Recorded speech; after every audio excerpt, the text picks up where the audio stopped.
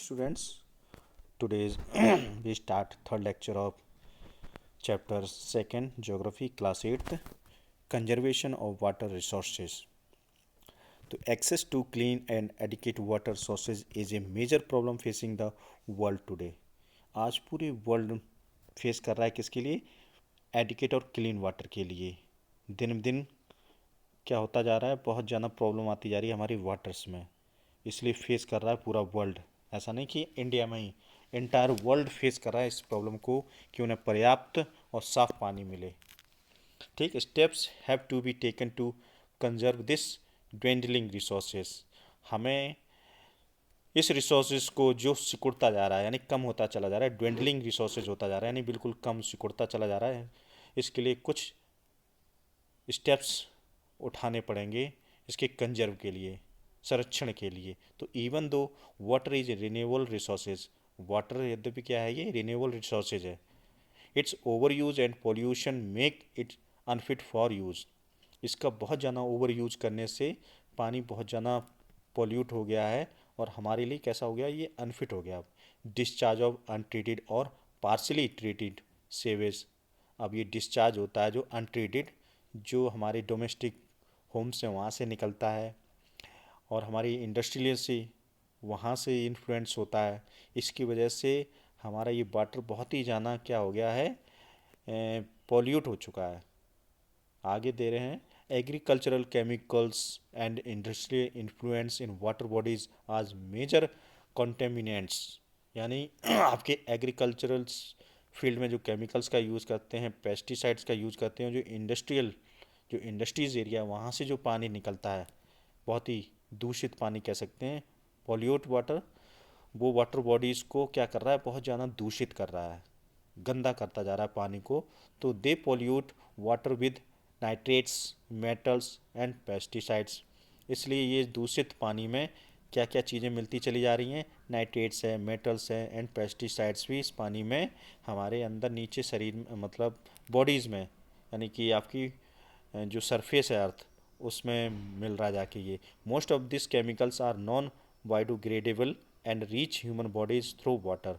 अब ये क्या होता है, मोस्टली जो केमिकल्स होते हैं वो कैसे नॉन बायोडिग्रेडेबल होते हैं, तो ये क्या है, हमारे वाटर के जरिए बॉडी में पहुंचते हैं और बहुत सारी बीमारियां पैदा करते हैं, जनरेट करते हैं हमारे शरीर में। Water pollution can be controlled by treating these influence suitably before releasing them in A water bodies. अब हम इसको कैसे सही कर सकते हैं कि जो वाटर्स है जहाँ से ये निकलता है, चाहे वो इंडस्ट्रियल एरिया हो, इसको हम अगर सही से रिलीज, जहाँ से रिलीज होता है और इसको प्यूरिफाई किया जाए, तब इसे छोड़ा जाए, तो कहीं ना कहीं वाटर को प्योर किया जा सकता है। Forest and other vegetation cover slow the surface run off and replenish underground water. और फॉरेस्ट है एंड अदर वेजिटेशंस है, वहाँ पे भी अब क्या हो रहा है, जो सरफेस है उसके नीचे जो वाटर की गति है वो कैसी होगी, बहुत धीमे होगी। धीरे धीरे जो हमारा अंडरग्राउंड वाटर लेवल है वो बहुत ही खाली होता चला जा रहा है। तो इसका असर भी कहाँ पे पड़ रहा है, हमारी वेजिटेशंस पे और फॉरेस्ट पे भी पड़ रहा है। लगातार हमारा अंडरग्राउंड वाटर का लेवल है वो नीचे चलता चला जा रहा है। वाटर हार्वेस्टिंग एक दूसरा कंजर्वेशन दिया है कि वाटर हार्वेस्टिंग कर सकते हैं, is another method to save service run off. हम बहुत सी ऐसी चीज़ें हैं जिनको हम यूज करके, और जो हमारा सरफेस पे वाटर है जो रन ऑफ होता जा रहा है, नीचे चलता डीपली चलता चला जा रहा है, उसे हार्वेस्टिंग के जरिए हम उसे एक जगह इकट्ठा करके और कंजर्व कर सकते हैं।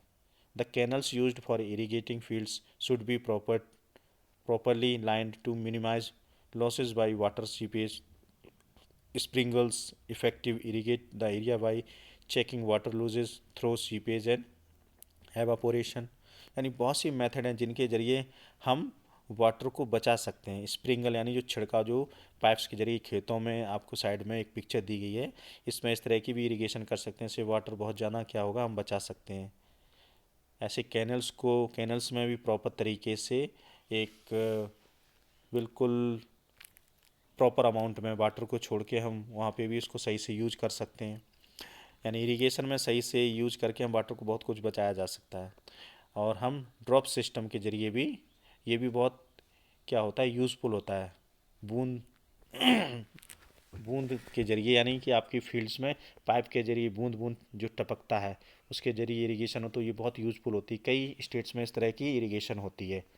The valuable water resources can therefore be conserved by adopting these means of irrigation. Irrigation की इनको अपना के हम कहीं ना कहीं कंजर्व कर सकते हैं, किसको, वाटर को।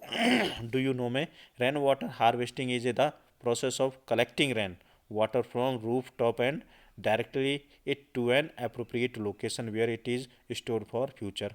यानी जो रेन वाटर होता है हम उसको हार्वेस्टिंग के जरिए बचा सकते हैं। कैसे? जो हमारी छतों पे पानी होता है उसके ज़रिए हम प्रॉपर एक ड्रेनेज सिस्टम बना के और एक जगह पे कलेक्ट कर सकते हैं। जो बह जाता है हमारे सरफेस पे चला जाता, बेकार हो जाता, तो उसे एक जगह कलेक्ट करके हम कंजर्व कर सकते हैं इस वाटर को। On an average one spell of rain for 2 hours in enough to save 8,000 litres for waters, इतना हम बचा सकते हैं। Now let's discussion about natural vegetation and wild life. Some school children were visiting an exhibition on handicrafts. The articles in the exhibition were collecting from different parts of the country. Mona picked up a bag and exclaimed, "This is a beautiful handbag." Yes, it is made from jute. ये jute से बना है। The teacher said, "Do you see those baskets, lamps, sets and chairs? Those are made of the canes and bamboos in the eastern and northern eastern humid regions of India. Bamboo grows in plenty." Teachers कह रही है आपके eastern और northern eastern में humid reason है जहाँ पे bamboos बहुत बड़ी मात्रा में वहाँ पे ग्रो अप होता है। Jessie was excited to see a silk scarf. See this beautiful scarf, the teacher explain that silk is obtained from silk worms. Teachers ने फिर एक्सप्लेन किया कि ये सिल्क किससे ऑप्टन होता है, सिल्क वॉर्म से, ककून्स जिसे बोलते हैं हम, that are bred on mulberry trees. Mulberry trees होता है उससे ये हम ऑप्टेन करते हैं। The children understood that plants provide us with many different product that we use in our day to day life.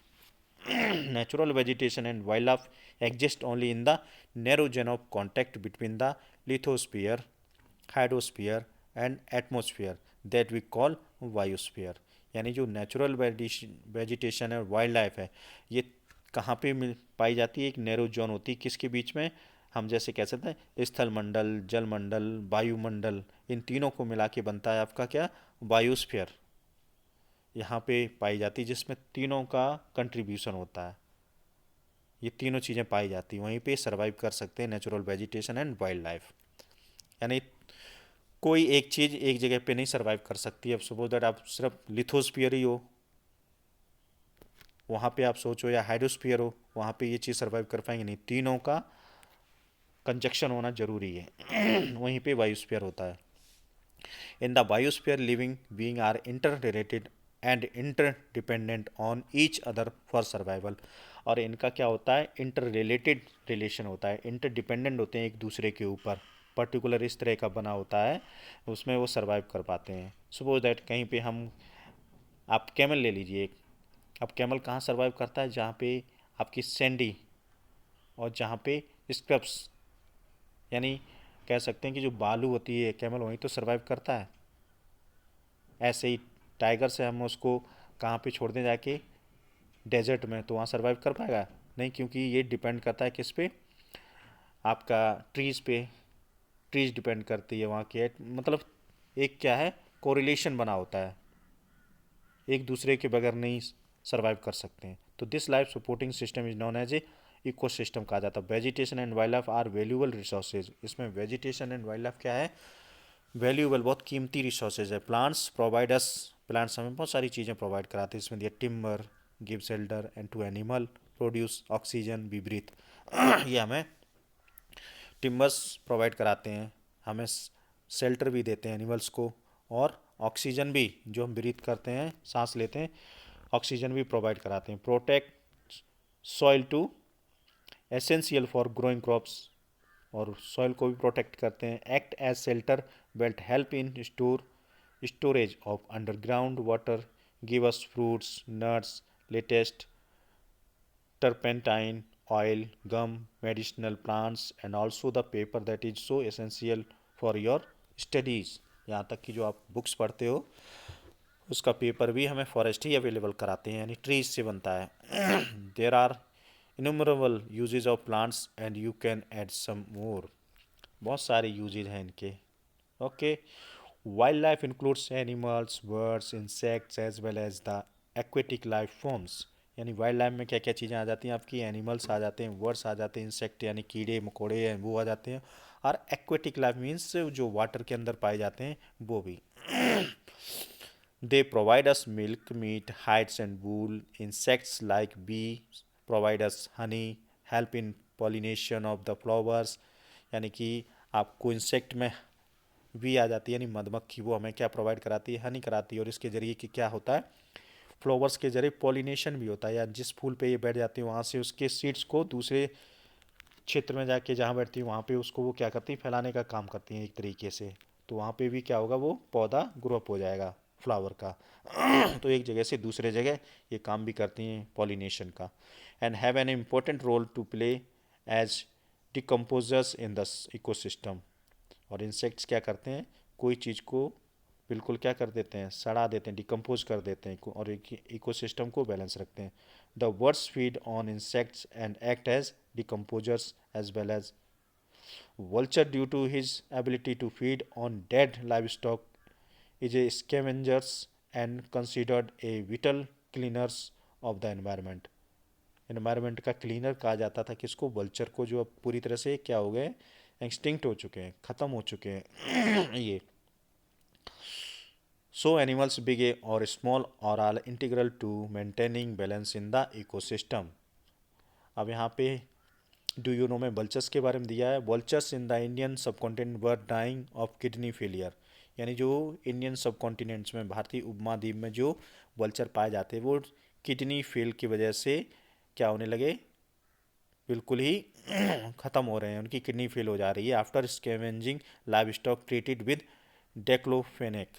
यानी जो मरे हुए जानवर होते हैं उनकी सफाई करते समय, लाइव स्टॉक होता है पशुधन, यानी जिनके जानवर जो होते हैं उनको कहा जाता है livestock. Treated with diclofenac a painkiller. यानी डेक्लोफ्लेन एक इंजेक्शन होता है, painkiller, that is similar to aspirin और ibuprofen. Efforts are on the ban the drug livestock use and breed vulture in captivity. यानी जो animals को ये injection लगाया जाता था उसकी वजह से मरे हुए जानवर जब मर जाते थे तो उनका जो उन्होंने सफाई करते समय वो उनके शरीर में भी चला गया उनका इंजेक्शन का कुछ पार्ट, तो उस वजह से वो बीमार रहने लगे और धीरे धीरे करके एक्सटिंक्ट हो गए। इसलिए भारत में इस दवाई पे बैन लगा दिया गया है। ठीक है।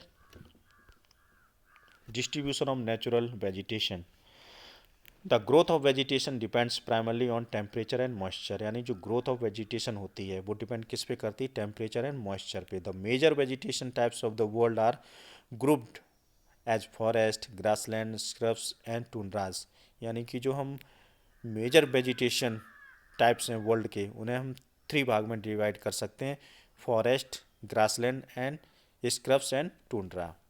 इन areas of heavy rainfall huge trees में thrives. The forest are thus associated with areas having abundant water supply. यानी रेनफॉल, जहाँ पे हैवी रेनफॉल होती है वहाँ पे ह्यूज ट्रीज पाए जाते हैं आपके, और अबेंडेंट जहाँ पे वाटर रहता है, सप्लाई होता रहता है ट्रीज को। As the amount of moisture decreases the size of trees and their density reduces. और जहाँ पे अमाउंट ऑफ मॉइस्चर डिक्रीज होने लगता है वहीं पे साइज ऑफ ट्रीज कम होने लगता है एंड डेंसिटी रिड्यूस होने लगती है। Short stunt trees and grasses grow in the region of moderate rainfall.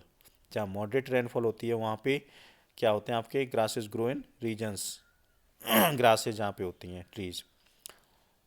Moderate rainfall farming the grasslands of the world. जहाँ पे मॉडरेट रेनफॉल होती है वहाँ पे ग्रासलैंड्स पाए जाते हैं वर्ल्ड में। Thorny shrubs and scrubs grow in dry regions.